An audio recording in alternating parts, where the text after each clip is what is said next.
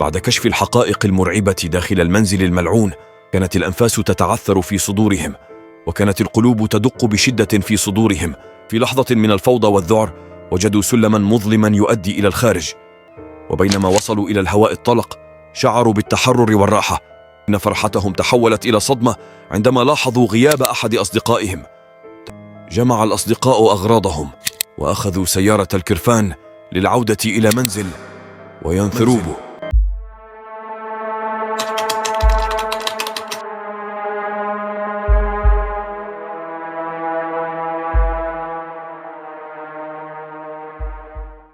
وفي اليوم التالي جمع الأصدقاء معداتهم واستعداداتهم وتوجهوا مجددا إلى المنزل الملعون بعزم جديد وقلوب مليئة بالشجاعة والأمل. ومع كل خطوة تقتربهم من المنزل زادت حدة التوتر والخوف، لكنهم لم يفقدوا الثقة ببعضهم البعض. وفي طريقهم إلى المنزل الملعون صادف الأصدقاء رجلا عجوزا يقف بجانب الطريق، وكانت ملامحه تعكس الحكمة والتجربة، وفي نفس الوقت يبدو مظهره مرعبا للغاية. اقتربوا منه بحذر وهم يراقبون حركاته بانتباه، ثم سألهم الرجل العجوز بصوت متزن: أين تتجهون أيها الشبان؟ رد أحدهم بحذر: نحن في طريقنا إلى المنزل الملعون لنبحث عن صديق مفقود.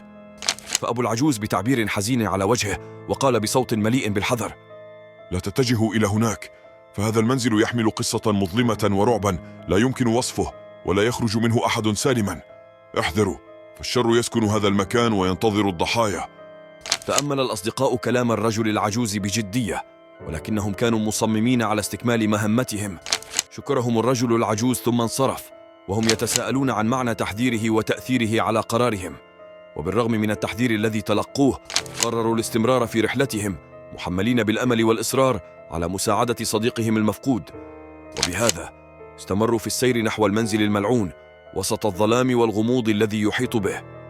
بعد سيرهم الطويل ووجودهم في مواجهة التحذير العجوز، وصل الأصدقاء أخيرا إلى المكان الذي يفترض أن يكون فيه المنزل الملعون، لكن لا شيء كان يشير إلى وجوده. بدا المكان هادئا للغاية، ولا يوجد أي بناء أو هيكل يشبه المنزل الذي كانوا يتوقعونه. تبادل بعضهم البعض نظرات الخوف والصدمة، لا يعرفون ما الذي يحدث ولماذا لا يمكنهم العثور على المنزل.